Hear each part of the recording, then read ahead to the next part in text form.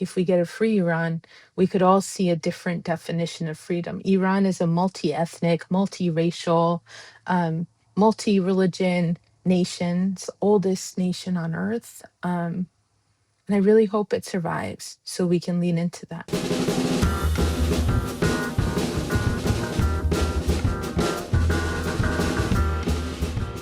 Hello, valued listeners, and welcome back to In the Meanwhile. I'm Marcus Harrison Green. And I'm Nora Kenworthy. Nora, what bleak, smoking crater of a news cycle are we crawling out of this week? Oh, Marcus, there are several to choose from. It's actually a rich menu of despair this week, which I know is what keeps all of our listeners coming back. Absolutely.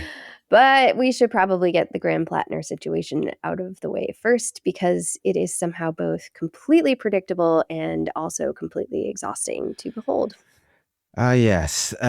The main senatorial candidate, or should we say former candidate, who Please. after an... Yes. Absolutely, we will.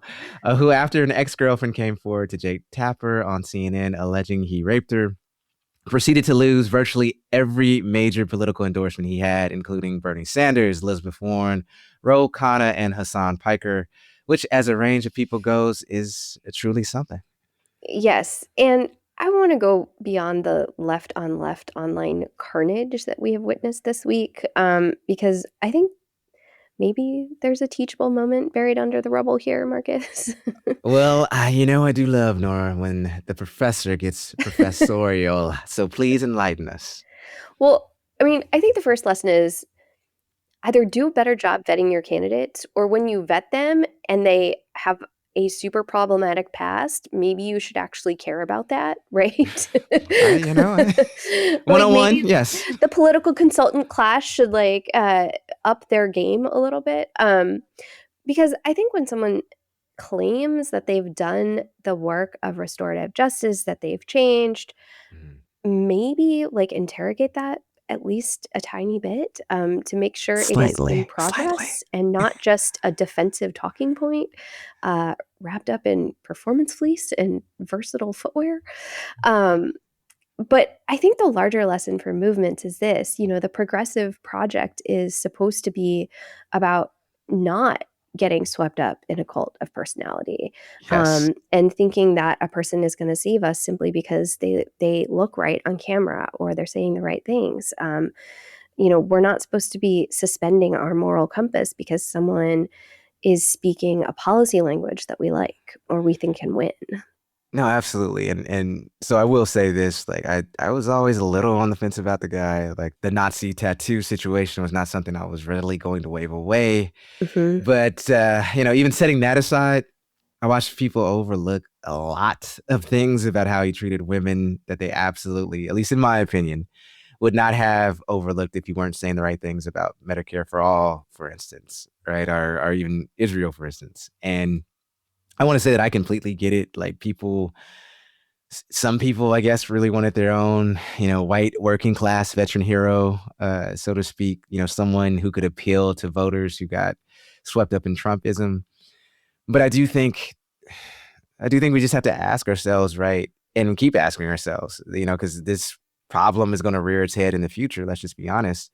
But what does it matter if a person has my politics, if they don't share my values? And right.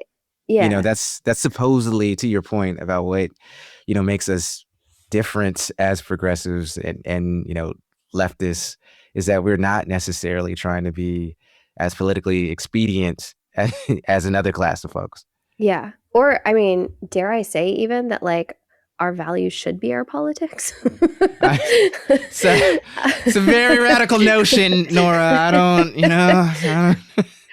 I mean, I really feel for a lot of communities that have been, signaling how problematic this is for a really long time, especially, Black activist communities who've been saying it's never okay to have a Nazi tattoo, right? And it's hurtful to even just see that it took a white Democratic woman to say that she had been raped by him to have it be taken seriously and to have some sort of reaction. So, I mean, I guess patriarchy cuts across political affiliation since the dawn of time, but it's not a win. It's not a win, but that patriarchy thing is consistent, if nothing else, Yes. Nora. Well, I am hopeful that we will learn from this. And as you mentioned earlier, it is a teachable moment. Not holding my breath, but hey, here we are. Anyhow, going from one ongoing disaster to another. Let's talk about ICE, which has been ruining lives in this country at an accelerating pace. And this week killed yet another person. Lorenzo Salgado Arroyo, a 52-year-old father of 3 U.S. citizen children. He had lived in this country for 35 years. He was picking up his construction crew in Magnolia Park, a historically Latino neighborhood in Houston, at 6:45 in the morning, living his entirely ordinary life when ICE agents in an unmarked vehicle, and I want to stress that, an unmarked vehicle, targeted him. Yes. And, here comes the really surprising part. DHS said that he weaponized his vehicle and tried to ram agents, and an agent fired back in self-defense. We've heard this before. This is exactly the same claim that they made in the ICE killing of Renee Good in Minneapolis 6 months ago. Same phrasing, same absence of accountability. ICE agents are still not mandated to wear body cameras. So as the executive director of Houston Civil Rights Organization, FIEL, put it, everything is hush-hush. Yeah. And so, Lorenzo's son, Ronaldo, it was kind of heartbreaking just to hear him talk about his father at the press conference. He was saying how he woke up at 5 a.m.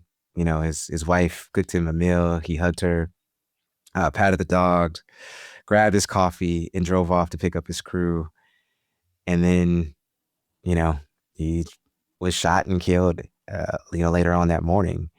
And I just got to say that it just seems like the pace of accountability in this country, moves slower than the pace of erosion. I mean, his family is going to be waiting, unfortunately, for a long while. Like, I mean, we talked earlier, right, about Alex Preddy and Renee Good. I mean, their killers still haven't faced any form of accountability or justice, whatever that looks like to you. And the fact is that, I'll just be honest, because this is a Latino man, you probably will have even, less so, in the sense of folks demanding accountability, for his death. Right. And unfortunately, ICE has even more leverage here, right? So the 3 other people in that van, including Lorenzo's brother, were taken into custody and they haven't been heard from.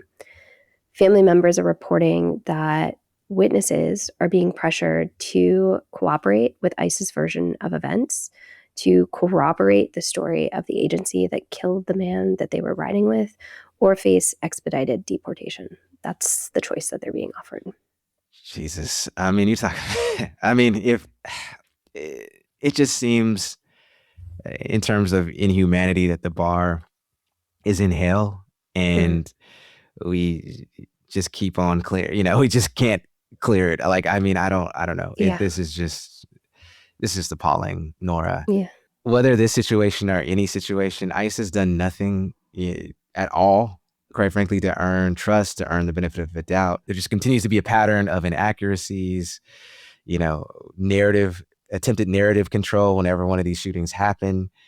And look, I mean, we just have to, at this point, our government is not seemingly going to step in to do anything, but we as people we as citizens of this country and people who think this country should do better need to continue to do something, need to continue to hold, demand accountability. So, like, when there is potentially a chance for accountability with, when hopefully there are different people in government, it's going to actually happen. And I think until there is accountability, like real accountability, not some internal DHS inspector general review or whatever we're going to call it, we've got to keep showing up for each other. The truth is going to get out there. In the meanwhile, ICE activity has intensified over the last several months. It's not abating. The fight is relocating, but it's not disappearing. And I think that's what we keep coming back to on this podcast. Yes, it's unfortunate that we do, but here we are. Which, Nora, brings us, and I'm using the word brings loosely because it's more like stumbles directly into Iran, which our dear leader this week called the entirety of the country, and I quote, scum. I mean, he has really been on a highlight reel this week, I tell you what, Marcus. Our low light, depending on the vantage point, I guess. So he started a war of choice with a country that was basically minding its own business, and under a treaty that actually was controlling its production of nuclear weapons fairly well. Yeah. He started that war with no plan to wage it, to win it, or to end it. And since then, he's basically been throwing a geopolitical hissy fit when the other side shoots back, right? Not to mention that he seems even more profoundly brain-addled than usual this week. And that is saying a lot, Nora. It is saying a lot. He's been at the NATO summit in Turkey this week, confusing Iran with Japan, referring to Zelensky as Zelensky sits next to him as President Putin. Oh my God. I do that all the time, too. I know. So just to recap some of the things he said this week, he said, we hit them 20-1. They want to make a deal so badly. He called them the Islamic Republic of Japan, which, no, Japan is not an Islamic republic, just in case a listener is confused about that. I get it. This is all came from the same man, the most powerful man in the world, all in the same week.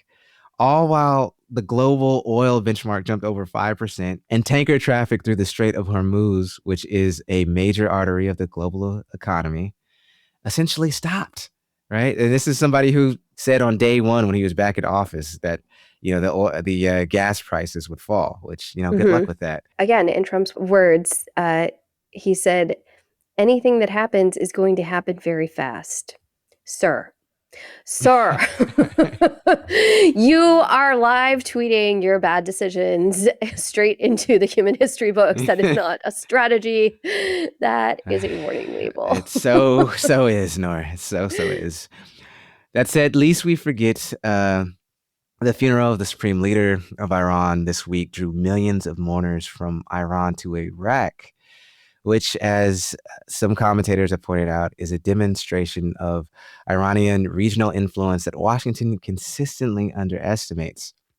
There were also chants at the memorial that were, shall we say, Nora, strongly worded in the direction of our president to make him, shall we call it, unalive.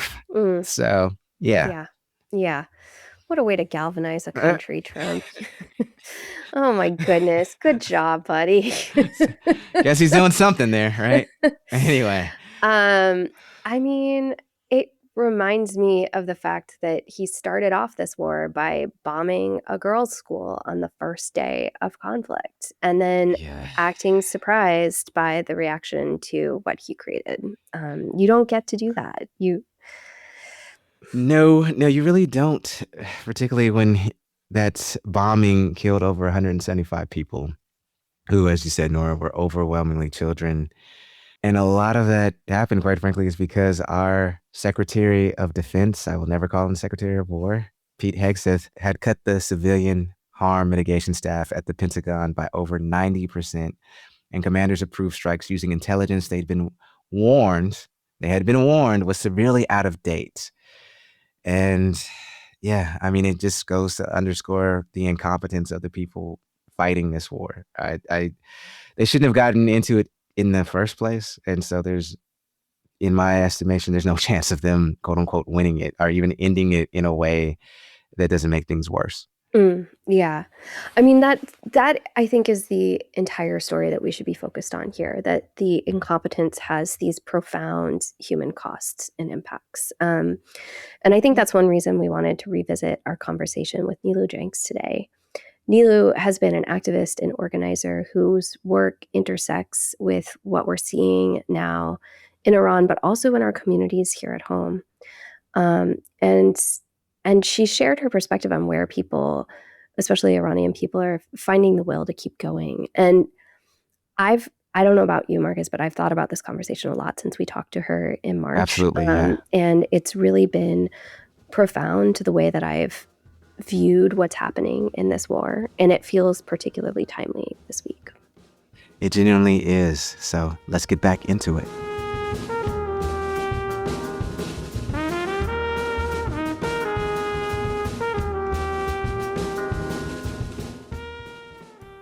Nilu, thank you so much for joining us today. I know, obviously, it's with a heavy heart and just with recognition of all the heaviness that is going on, both globally and nationally in our country at this time. I did want to start out by asking, you do have family members in Iran. Can you explain what they've been going through over the past few months, starting with the protests against the government and violent crackdowns on the protesters? In January. Yeah, it's been a really hard time for Iranians for a very long time. It's hard to start with January when the story really starts in 1953, really. And you come to this year, and people are really tired of the authoritarian regime, and come out on the streets in early January where they're slaughtered in tens of thousands. Those nights were really hard, looking on my phone, waiting for a check mark to show that my dad has even read a message. And, you know, that he's just alive. It was what every single Iranian was going through, waiting for this shadow that is cast over the country by the regime as they're doing who knows what is happening. And as every Iranian knows, terrible things were happening. And that's what we found since. Um, you, afterwards, though, there's just been this massive fear about communication, which already existed before. There was fear before about open conversation, um, and it was only worse. My dad, in fact, didn't communicate with us afterwards. He just really didn't want to through the internet. And the only message I've directly gotten from him since then is Happy Valentine's Day to my sisters and me. It's a holiday. He lived here for many years. And Valentine's Day, for whatever reason, he loves that holiday. So for me, it's never been a romantic holiday so much as a family one. And that's the only message I've received since. And what's really been huge is people who have a landline feel a little more comfortable making phone calls, but they're also exceptionally expensive. Um, and the one thing I remember him saying, last year was people are starting to quote prices in dollars. Just that's how bad the inflation is. Because, well, from one day to the next, the cost of something could change so much. And so, um, yeah, it's been really a struggle to get contact with family. And, thankfully, one cousin to another cousin to another cousin will get information out. Mm. And so the last time I heard he's okay was last Monday. So it's been a week. Wow. I can't imagine how difficult it is to know that someone's on the other line and just not able to even say the most basic things. Yeah, truly cannot imagine. So I do want to ask, the President Donald Trump has offered conflicting reasons why the U.S. is even engaged in this war. One of the things that he's pointed to, at least ostensibly, has been, supporting the protesters. Can you just talk a little bit about that and why or why not that does or doesn't hold water for you? Well, it doesn't hold water for me because he didn't care before. There's been 47 years where he could have said something if he cared that much. Um, and the reality is that I don't think that you can bomb your way to peace. And it's very hard for me to believe that that was the intentional goal of this mission. If it were, you wouldn't be bombing civilian neighborhoods. If it were, you would be doing everything you can to get internet to the people. If it were, you would perhaps not shut off the satellites, and insist that satellites so we can see what's happening aren't turned off. Um, and, I'm sure there is a part that is about freeing Iranians. Iranian people have suffered in ways that I don't think this country even is close to understanding. I don't, even when I read the news now, so little of it is about what Iranians are going through as a people. It's all about, I don't know, this missile and drones and that. It's all still centering the regime and their response, and not, I've only read one place that somebody talked. There's over 3 million unhoused Iranians now as a result, and that there's very little about that, right? Um, but it's hard to believe that somebody that is engaging in the squashing of democracy in this country is somebody that cares about bringing it to another country. I work on democracy myself and electoral reform, and I am waiting for, SCOTUS to make decisions on Louisiana v. Calais, which is stressing me out. And I'm supposed to believe that the person who is hoping to squash rights here will bring them elsewhere. That's just not how it works.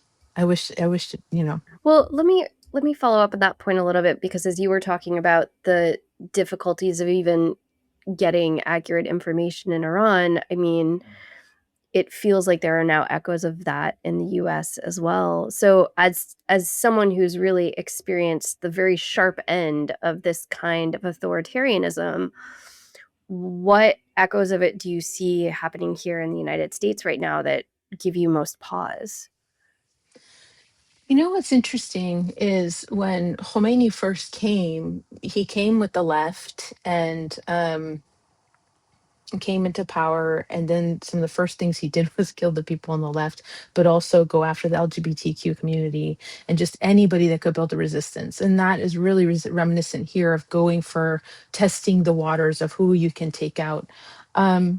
And then restricting the news. Iran has, I think, the fourth most restricted journalism in, acts like they can report true things.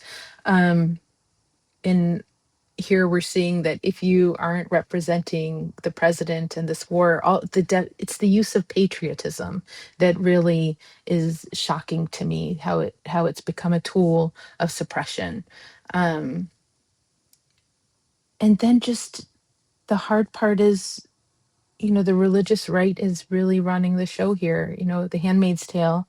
Margaret Atwood, I know everybody's talking about it, but she's talked about how it's based on Iran. And I feel like I'm watching that happen, or the loss of rights here. My daughter having less, I can't say less than me, because if we're losing our rights together, right? And it's fascinating that people aren't more concerned when there are so many models, when you read the 10 steps to, and we're tripping down them. So I would say just a complete commitment to the leader. That demand is more reminiscent sometimes around what we saw with the Shah. Um, and you couldn't speak freely under him either. Um, but here it's combined with this religious component that is just also scary, which I do think is a factor in this war. There are people that, for whatever reason, believe the Antichrist is going to come from Iran and are trying to trigger that experience. And I'm like, well, there's a very strange goal. I have no interest in bringing the Antichrist anywhere. Yeah, you're in good company. I'll say that. I, as you kind of already alluded to in this conversation, and certainly something I've observed is that many Iranian Americans are navigating just this incredibly painful and complicated moment, in the sense that many obviously do oppose the current Iranian regime and have long supported movements for democracy and human rights. Yet they also very much reject the idea that American or Israeli military intervention will bring any form of liberation. So I want to ask you, within the Iranian diaspora here in the United States, What kind of conversations are unfolding right now about that tension between resisting the regime but also resisting foreign intervention? I think you've hit on the most painful nerve for every Iranian, apart from our feelings, the suffering of our family and not knowing what's happening, is the infighting between us. I think everybody in the diaspora, I don't know, there are, I'm sure, regime supporters here, but most of them would probably live there, right? Um, I think everybody really hates this regime, and wants it gone, and just have different visions for how it's possible or impossible. There are people that are supporting the Reza Pahlavi to come in as a transition government. There are people that are like, in what world is he's going to come in as the Shah, be, installed as a puppet. Um, but really, the conversation there is about just how oppressive this government is, and that we need people to help free us. Because one of the things that I am frustrated about too is in early January, when this became an international crisis, because who killed those tens of thousand people was foreign militia, and nobody stepped in at that time, right? Nobody said a word at that time that Iranians are being killed by, I don't know, Hezbollah or whatever. There's a lot of groups. And in that point, there was a lot of silence, and no matter how much Iranians tried to speak about it. And so it makes it really hard to envision, how do you free yourself if Iran is going to call in Hezbollah and like anybody from Iraq to Afghanistan, but like all these groups, the Iranian people need help. And even me, I will say, after watching that, I was like, wow, the Iranian people need help. I'm not sure they can free themselves of this regime alone. If it's gonna the crackdown is gonna be in 2 nights. I mean, when have you read a grief around this current conflict and this bombing that makes me really angry is that we'll never get to find out how many people were killed. Was it, you hear everything from 35,000 to 40,000 to 50,000, and we never get to give those people justice and know the actual numbers if you're bombing the entire city that they were killed in. And it reminds me of my aunt. My aunt was executed when I was a kid in 1988. There were mass executions, and nobody knows the numbers. They're buried in mass graves, and people deserve accountability. It does matter for people to be brought to a court of law and be held accountable and speak to their crimes. Um, and we've lost a lot of that opportunity in this bombing. And so you have people who have watched this and seen the silence and want the help, and Trump and Israel offer it, and they are not necessarily wrong in needing that help. It's just that, you know uh, I personally don't believe that Trump and Netanyahu, I should say, are the people who are there to liberate anybody. And in fact, what I've seen from Netanyahu in Gaza really terrifies me is this is not somebody that cares if all of Tehran or Iran is destroyed, as long as he achieves his own political and military goals. And I just keep reminding myself, and say to my cousins, our family chats are all very painful. People exit and come in or leave, just um, it's, none of us had any power. In the diaspora, we didn't have power. Within Iran, we didn't have power. Nobody did any of this. Like, even the people marching in Bellevue, they they don't have power. Um, and that's the worst part. And like, I want us to be able to express our grief and our opinions and what we wish for and hope for, without telling each other who's you're actually working for the regime. None of us are working for this regime. And there is fear, right? For me here, the Iranian government has expressed threats to us here, our families there, even in the diaspora. You see the Iranian women's soccer team and what they're going through. Um, the I don't know, it's just a very really cruel regime. Yeah, I mean, it's striking to me to hear about a current bombing campaign essentially destroying evidence of the last round of human rights violations, which was only months old. And yet this current bombing campaign, the rhetoric around this war from President Trump, Secretary Hegseth, and other members of the administration has also been not just like violent and callous, but flagrantly also violating international law. I mean, I can't count the number of times I've heard the word obliterate. And not to mention the strike on the girls' school in southern Iran. What is it like to hear this kind of rhetoric coming from your own government towards your homeland? You know, a lot of people talk about Islamophobia really becoming a thing after 9/11, um, but it's as old as this um, regime. I was born in 1979, so every year I feel like marks how long it's been. Um, and I experienced the racism and Islamophobia, anti-Iranian remarks my whole childhood. The 80s, the 90s, the Iran-Iraq war with the U.S. supporting both sides of that war, which is just crazy to me.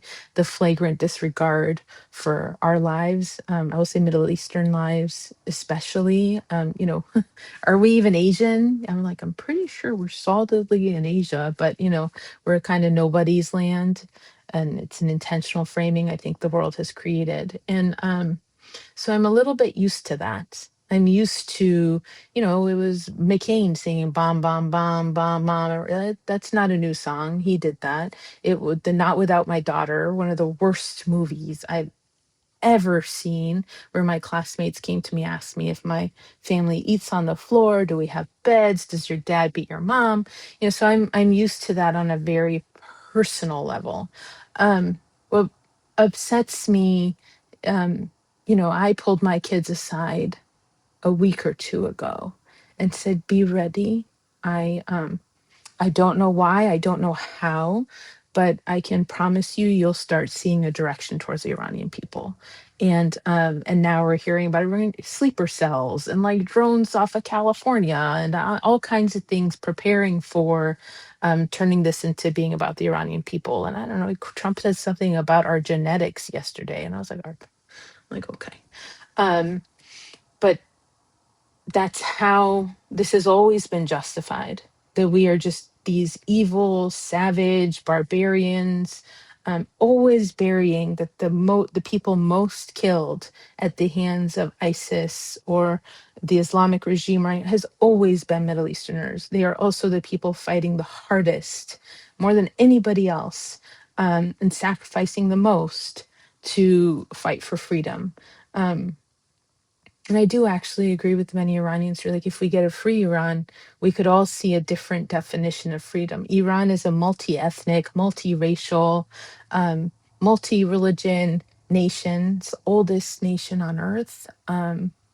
And I really hope it survives so we can lean into that, And there's been a lot of efforts to bury that history. Like when my cousin's son is biracial and she's like looked up all this stuff. She's like, did you know Iran's 8% Afro-Iranian? I was like, I did not know. And I want the whole world to know. That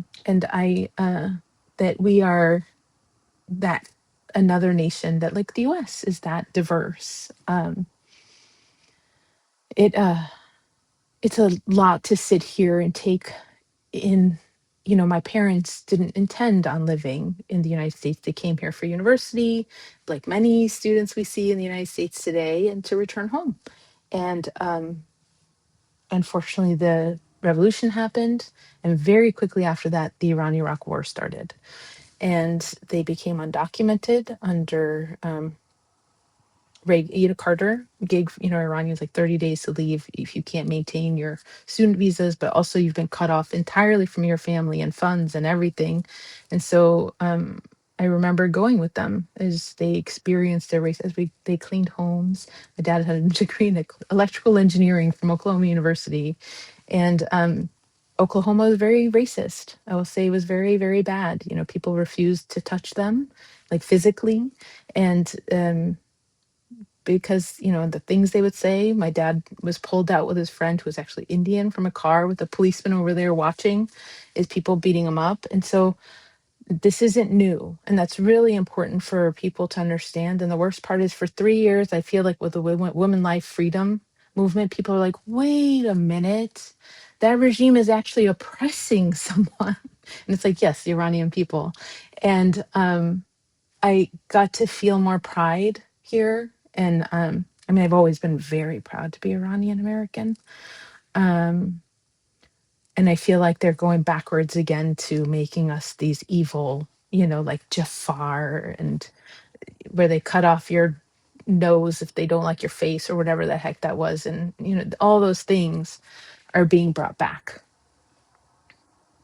as expected. I'm like, hello, kiddos. Sorry to tell you. Um, but I knew it would come.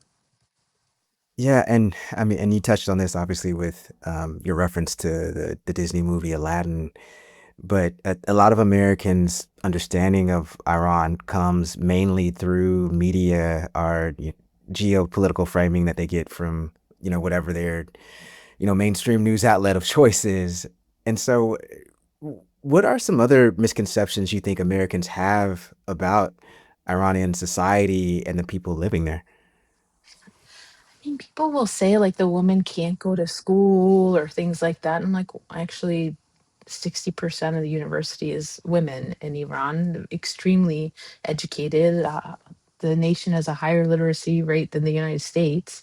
And you're talking people that are, when I talk to my friends, they live here, they went to university here, but in Iran, they're like, at every corner, you have these cultural sites where if you wanted to learn a new language or a new skill or something, you get to do that. It's very strange to them that there's not an ongoing education here in the United States for even adults, which would be kind of fun, to bring to Seattle, just like, kind of community centers, build them up even bigger.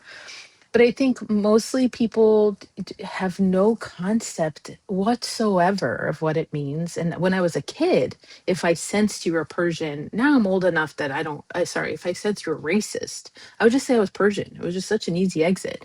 They're like, "Oh, you're Persian?" There's just the exoticism of this word, I'm like, yes, I have a Persian rug in my office.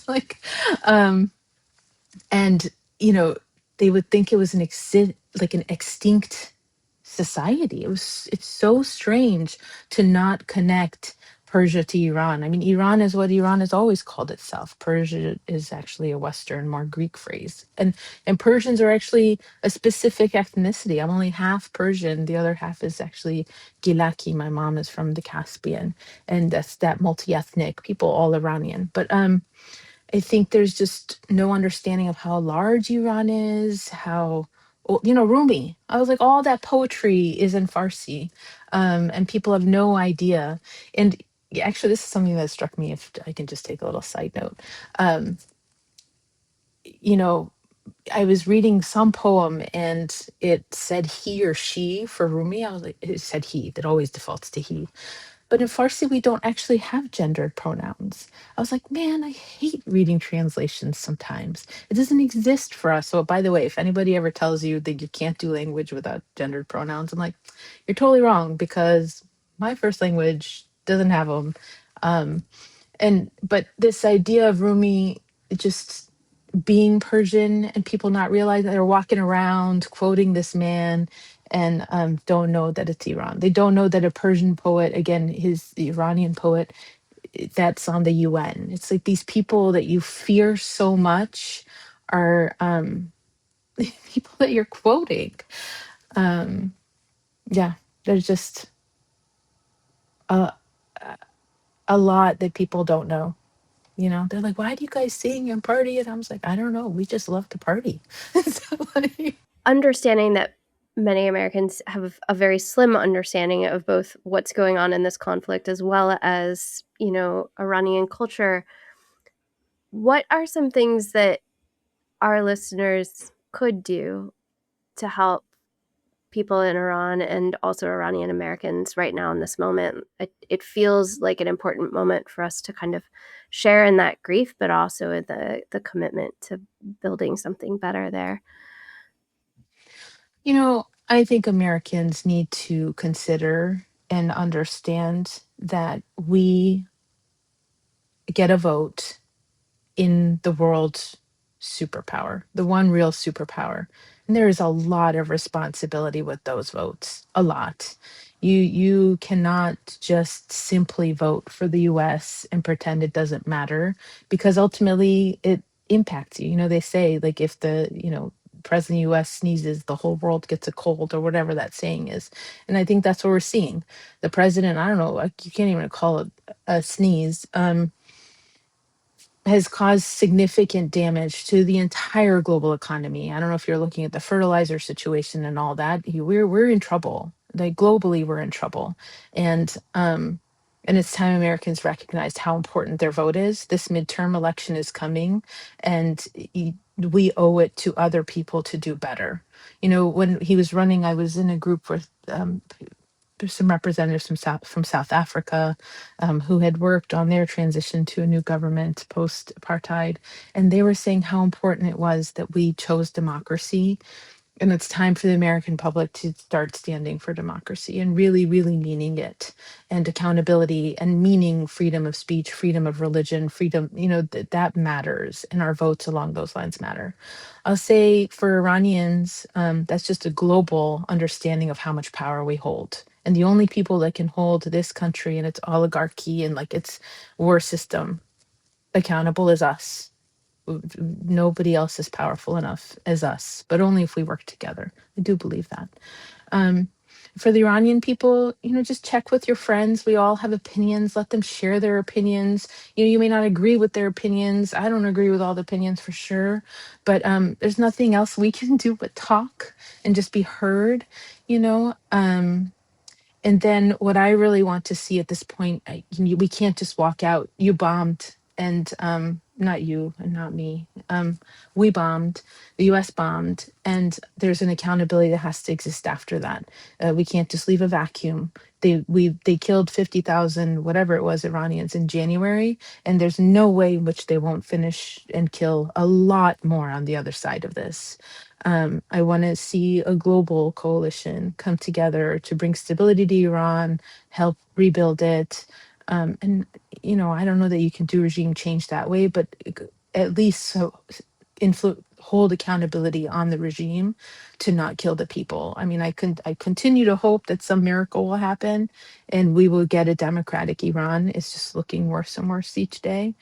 Um, but I do think the world owes Iran a little bit. I think the world owes the Middle East a little bit. The oil that so much of this planet is running on has come at the expense of Middle Eastern people, and that's across the Arab nation, Palestine, but also UAE and all these countries that like we're traveling to for fun that have an entire enslaved population. I should, it's kind of like modern slavery working.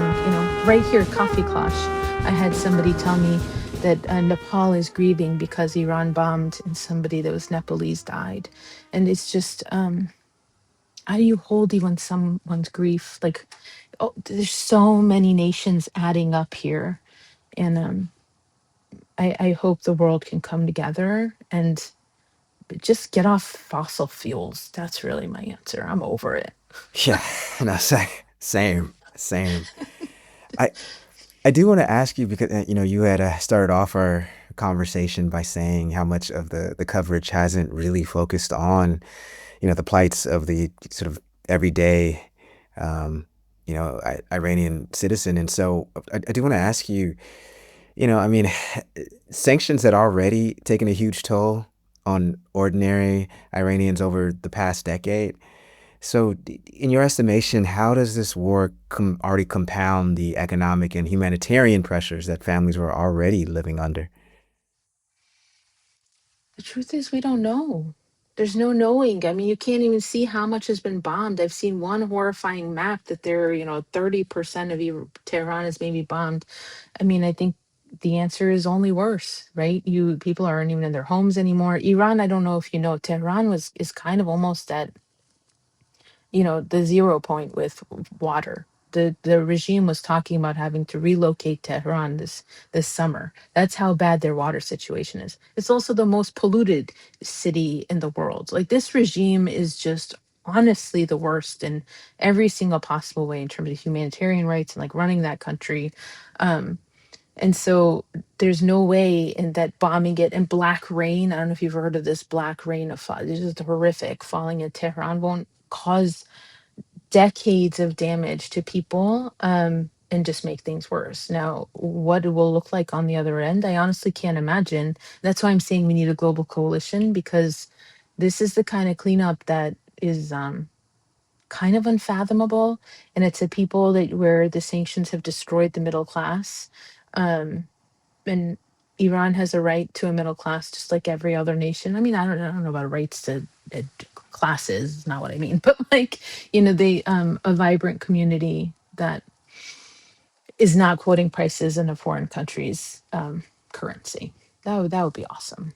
Yeah, and accountability for the regime, because you are letting them, I don't know, their kids are running around being professors here, and you saw the guy in London, they just blocked. Oh, why did he own it in the first place? You knew he had it, And so that's the part where the West doesn't make sense. We're just a fabrication of a lot of stories. Um, and you asked how I'm feeling as an Iranian American. I feel like, there's no such thing as half is this and half is that. It's the first time, by the way, that I understand my own kids who are, multiracial or they're biracial. I don't know, because we're white, technically, as Iranians, right? But they're half Iranian, half American, whatever that means. It's complicated to say, right? I don't even know how to say it, but that I understand how they feel torn inside, and that there's not a half of you that's this and half of you that's that. I feel like all of me hurts. The American side of me hurts watching our democracy go, and seeing how this is being done. And the Iranian parts of me hurt. And there's a land that I've been denied, um, and I'm watching that happen from a land that's denying me, um, and that has always denied me. I've never had the opportunity to really be American in this country, um, because there's always somebody that's here that wants to say terrible things to you.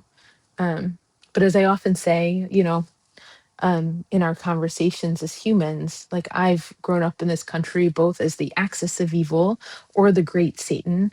And maybe not neither of those things are true. And we have to learn to start talking to each other as people, um, across borders and across opinions. And so we can solve real problems for people in this world, because I don't think our world leaders have shown any capability of having those conversations. All they can manage is a bunch of AI lies and propaganda. And I have no interest of my American side, my Iranian side inside of me fighting. That's not what they're doing. They're wanting freedom for Yeah. Americans and Iranians. So, Yeah.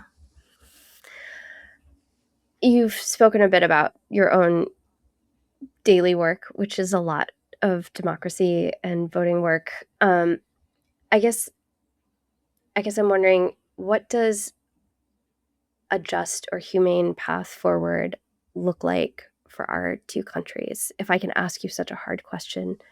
oh, I have one answer.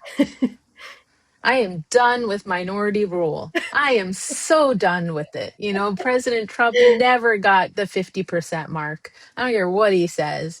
And certainly the Iranian regime is nowhere near 50%. I don't even know I think they're below 20%. And so I don't care what the system is. I personally work on ranked choice voting. I would love to see proportional representation. Proportional ranked choice voting also exists, but I just want us to not be in a system where a minority of people get to tell the majority what they do. And I'm deeply, I'll add, also opposed to theocracy. I don't care what religion it is. Deeply opposed to anything that says to any group of people that you are able to make judgments on others. Your religion is between you and God. I don't care what your religion is. I'm happy for many people that have it. It brings them peace. But we cannot become a theocracy. The separation of church and state is foundational to us as a country. And that's what I want, is a secular, multiracial democracy for both nations. That would be the best, Yeah. with majority rule. Yes. Well, from your lips to whomever's ears is up I there. know. Obviously, you are running for office here in Seattle, so I assume you have some level of faith that things can be better than what they are now, even whether it's locally or globally. And so I want to ask you, what is it that keeps propelling you and keeps you close to a faith that things can be more than what they are right now? Yeah. Well, I'm a climate advocate, first and foremost. And so you have to hold on to hope, or you may as well just lie down now. Because the problem is and has been big for a long time. And the two things that really right now keep me going are, one, my mom asked me, what do we do? She's also very ill right now. And I was like, Mom, the only thing in our hands is to look at our neighbors and see how we can help. So, she's like, good answer. She's like, I'm going to look to my neighbor to my left and see if I can help them, and my neighbor to my right and see if I can help them. And this woman just had a massive surgery. So it's amazing that she's just thinking of that. And she's also the one that taught me. My parents were always very generous caretakers and of neighbors and community. So taking care of each other. But when I see people do that, it makes me feel so much better when I see others looking to help. And then the second is just the youth. I just love young people. I was a stay-at-home mom for 14 years. I've been very active in schools. I've worked with teachers the majority of my life. And their their ability to envision a different future is so important. Um, and it's our job to help lay the pathwork to make that future they want possible. Um, and that's what keeps me going, is to give them an opportunity to the future they have a right to, and future generations as well. And so, if nothing else, it's my sense of duty to young people that keeps me going. Um, and I I hope someday I will get to see a future that I can be proud of. But if not, I hope my children or grandchildren can. I can't think of a better place to end it on. Thank you so much for being so honest with us about where things are for you right now, and just willing to share your perspective, especially on a topic that can be actually dangerous for you to talk about. We really appreciate you coming on and chatting with us. Yeah, thank you. Thank you for listening.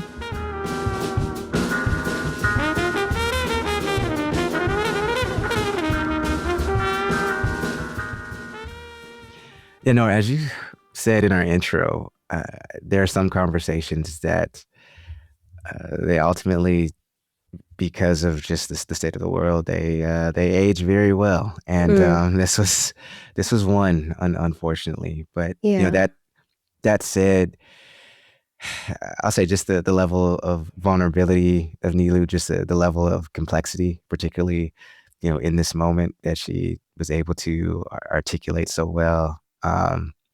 It There's a reason, to your point earlier, that this conversation has stayed with the both of us.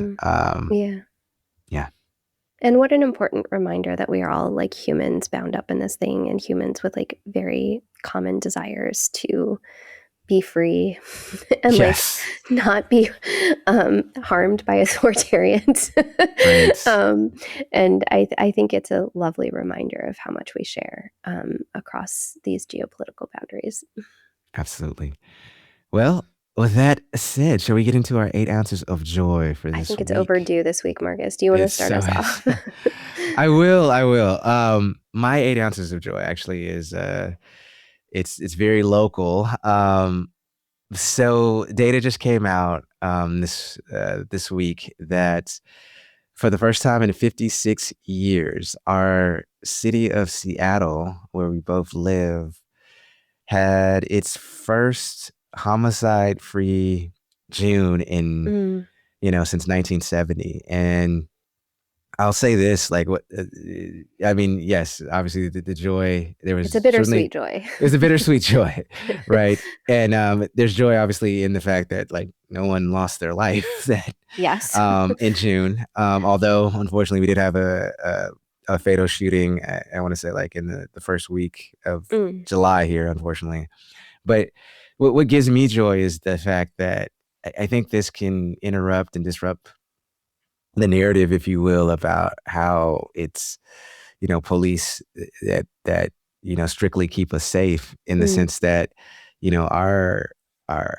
aren't actually fully staffed in terms of a police force here in Seattle, even though some members of our city council continue just to want to pour money into them. And so there have certainly been years where the police force has been fully staffed in this last 56 years, and we have not experienced a homicide-free June.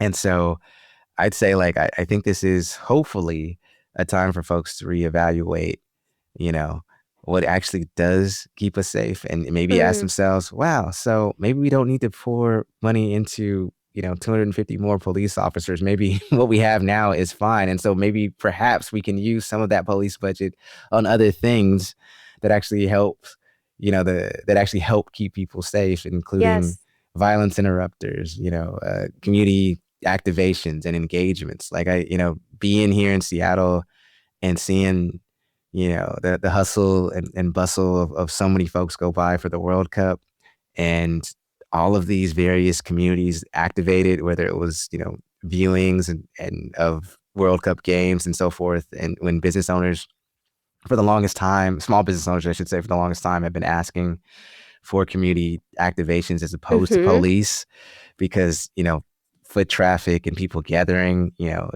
very much is a safety mechanism that's maybe underrated. So I will say that is this homicide-free June is my joy for the week, as well as a potential interruption to the narrative that, just throw as much money behind police officers, no questions asked, and then that'll be that. So. Yeah. Bloomberg has this amazing story out, I think this week that it came out, about what they call the fun deficit in American cities, of the fact that a lot of us realized as World Cup came to our cities, just like how not fun things have been, and how nice it is to have fun, public, free things to do in our cities, and how worthwhile it is to invest in those. And it's hard not to think that had something to do with these statistics. Absolutely. Yeah. What about you, though, Nora? What made you crack a smile or two this week? Well, mine is the opposite of local. As you know, Marcus, I got out of town, and I got like way out of town. Yes. I went up to the very northern point of Vancouver Island in British Columbia for a kayaking trip. We were very, very, very much off the grid. So reading through today's news notes was particularly painful. I just crash land back into reality. Yes. I'm sorry. But first of all, like, huge shout out to like the actual power of being outside of cell service for a couple of days. Like, the news cycle doesn't stop. You have to stop. And absolutely, it's going to be there when you get back. But you will come back refreshed and slightly more sane. Yeah. But I think the other really lovely thing about this trip was we were out with some naturalist guides.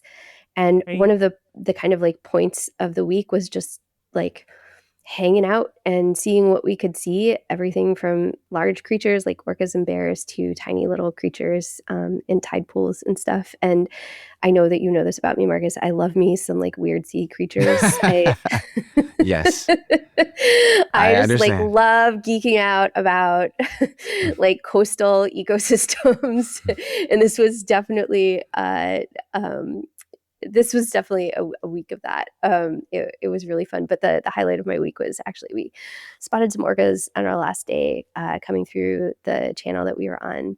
And I actually was the person who ID'd them. So I don't know if listeners know this, but all orcas have unique shapes to their fins and their coloring. Yeah.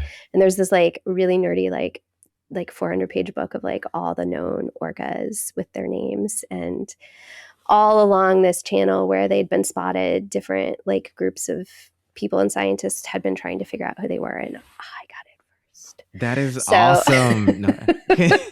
Kudos, my friend. Well-deserved kudos to you, let me tell you. Skills that will do absolutely nothing for me in this economy, but it's still worth pursuing nonetheless. Yes. Well, as the listeners, I'm sure could detect that was genuine joy in your voice. Yes, it was. And that is priceless. So anyhow, shall we go ahead and sign off for the day, Nora? Yeah. Congratulations to all of us for making it through another week with at least some of our brain cells and, dare I say, intestinal fortitude intact. Heavy emphasis on the word some. Oh, yeah. And a massive thank you again to Nilu Jenks for coming in and sharing her story and her vulnerability with us. There's a reason we keep coming back to people who have been in this longer than the news cycle remembers. She is the prequel a lot of us have been pretending not to need. Agreed. And a huge shout out, as always, to our producer, Jessica Partnow, who takes our completely scattered, spiraling, occasionally unhinged conversations and somehow edits them into a show that suggests we've slept, read, and maybe even touched grass recently. Most of the time we have not. So, Jessica, you are doing God's work. Hear, hear. Also, enormous thanks to Aham Aluo for music so good it tricks people into thinking what follows is a well-adjusted discussion instead of two people politely screaming about democracy into a microphone. You can catch In the Meanwhile Wednesdays at 5 on KVRU or wherever you stream podcasts while opening one tab for news, one tab for snacks, and one tab for Should I Move to Another Country? We see you. We hear you. We are you. Yes, we are. Yes, we are. A reminder that new episodes drop every Friday. Until then, maybe don't get all your emotional regulation from push notifications. And we will see you in the meanwhile.